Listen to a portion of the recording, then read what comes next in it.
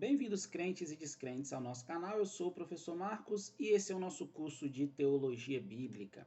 Estamos na disciplina de Panorama do Antigo Testamento. Já abordamos o panorama do livro de Gênesis e agora nós vamos iniciar o panorama do livro de Êxodo.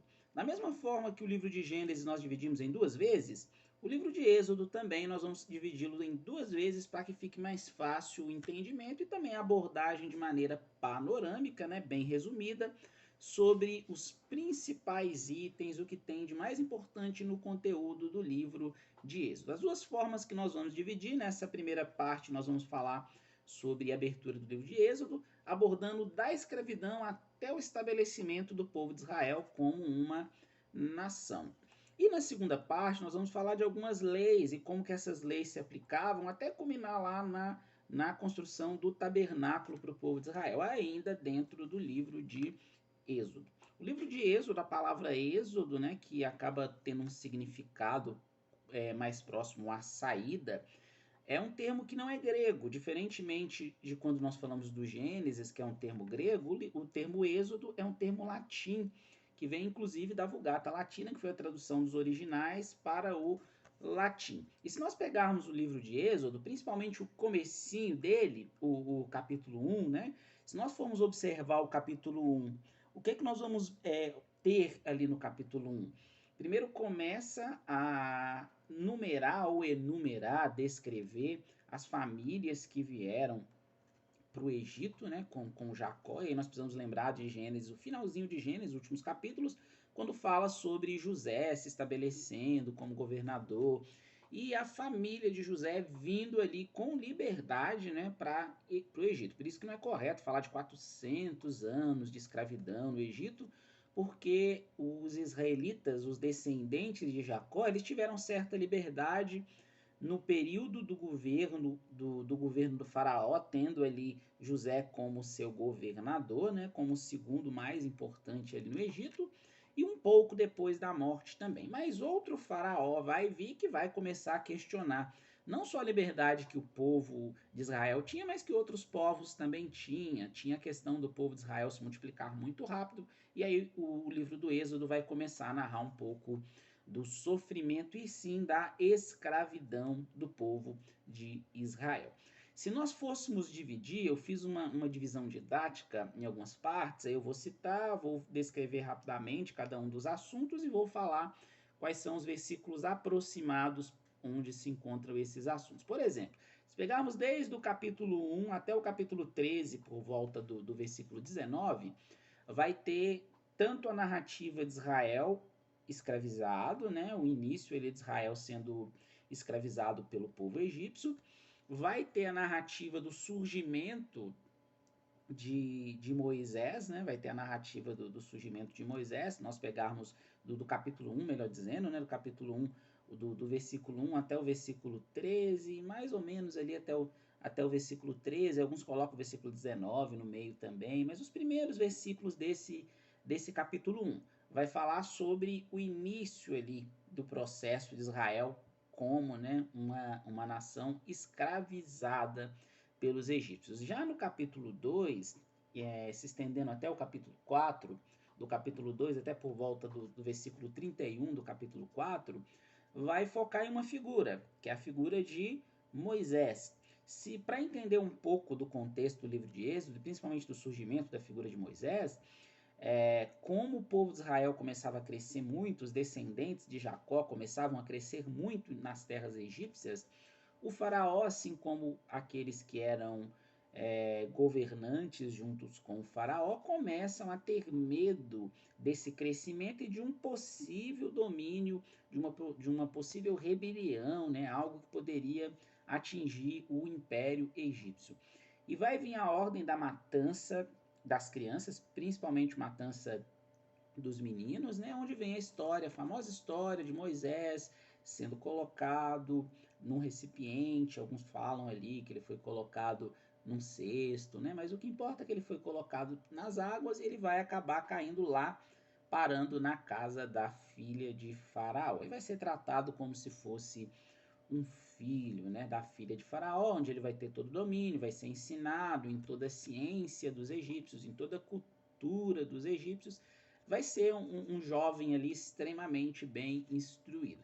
Certa vez Moisés vai ver um egípcio, né, batendo ali, torturando um israelita, e ele vai acabar matando aquele egípcio. Aí Moisés vai fugir, vai ir pelo deserto, e no deserto vai ter a sua preparação e o seu chamado para libertar o povo de Israel da escravidão do Egito. Isso tudo lá do capítulo 2 até o capítulo 4, por volta do versículo 31.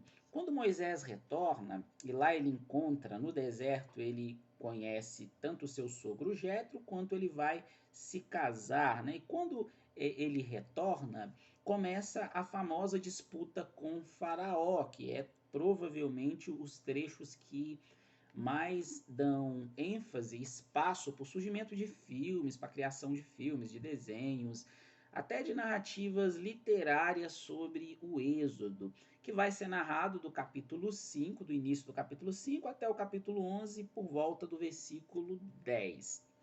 O que tem de importante aí?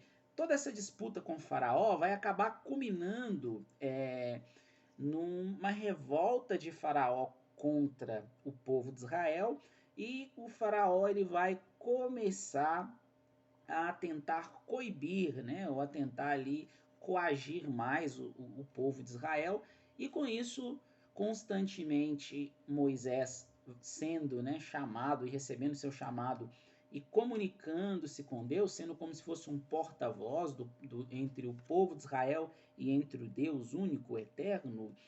Quando vai chegando no finalzinho da narrativa dessa disputa entre Moisés e o faraó, vai culminar com as famosas 10 pragas lá no Egito. Mas uma coisa que eu queria destacar, que acaba sendo oriunda, né, da última praga, a praga dos primogênitos, que é o surgimento da Páscoa, que é muito importante dentro da cultura judaica e que para o cristão também tem um significado muito grande, porque assim como as outras festas, e a Páscoa é uma festa, por mais que lá em Êxodo 12 ela foi um acontecimento ali de libertação, né, que prefiguraria o que iria acontecer pouco tempo depois da libertação do povo da escravidão do Egito, mas a Páscoa também tem um significado muito grande para o cristão, porque nas interpretações do Novo Testamento, Cristo é a Páscoa do cristão.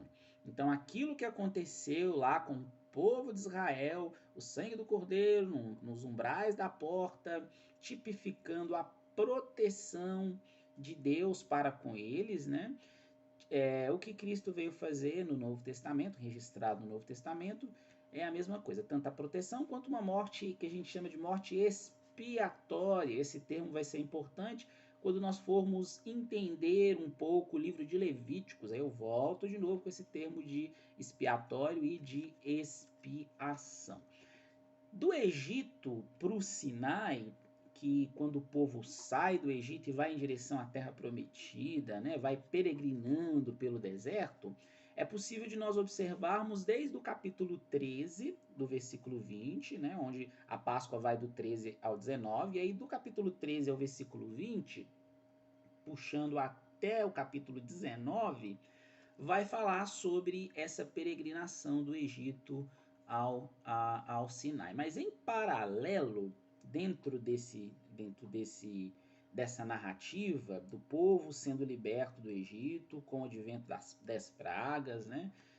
Faraó perseguindo o povo de Israel, e aí tem a famosa travessia no deserto e o Mar Vermelho se abrindo para o povo passar, e logo depois o Mar Vermelho se fechando para que Faraó e a sua carruagem com vários soldados fosse ali submergida dentro daquelas águas, mas logo depois vai vir o processo real de libertação divina dentro, né, dessa narrativa, que vai ser do capítulo 13, versículo 20, até o capítulo 15, versículo 21. Então, esses dois capítulos narram muito bem a libertação divina, tanto com as pragas quanto com o êxodo propriamente dito, que é a saída, né? Um termo que a gente até usa muito hoje no português. E a última parte que eu queria abordar para esse vídeo, e no próximo vídeo a gente vai falar um pouco sobre sobre o estabelecimento das leis, leis para uma nação santa, porque a ideia das leis é exclusivamente essa, né? Até propriamente a palavra ser santo tem a ver com ser separado lá no hebraico. Ser separado do que e de quem? Ser separado principalmente dos outros povos, considerados pelo povo de Israel e por Deus como povos pagãos, e dos costumes dos outros povos. Então, todas as leis que virão, tanto ali em Êxodo quanto em Levíticos, e depois que são repetidas ou às vezes até completadas em Deuteronômio, elas têm como objetivo criar uma separação entre o povo de Israel e os povos que estavam ali circunvizinhos, né, ao povo de Israel na região de Canaã e nas regiões próximas por onde eles peregrinaram. E aí a gente fecha, mesmo dentro desses capítulos, do capítulo 15 até o capítulo 19, que é a narrativa de tudo que o povo viveu a caminho do acampamento, né? Esse acampamento já próximo ali do que seria a região que eles iriam ocupar, que é a Terra Santa, que é, né, a Canaã desejada, tão desejada pelo povo de Israel. Então, na aula de hoje, a gente deu uma condensada nessa primeira parte da história do Êxodo, desde o povo chegando e se tornando escravo ali no Egito, passando pelo chamado, surgimento e a preparação de Moisés para ser o grande libertador, e abordando um pouco sobre essa dinâmica dessa disputa entre Moisés e entre o faraó, que vai culminar depois com o processo de início do Êxodo, que é um nome latim aí para esse livro do Pentateuco. Na aula que vem nós vamos falar das leis que foram instituídas, principalmente dos 10 mandamentos que foram instituídos, o seu significado para o povo de Israel. Aguardo vocês.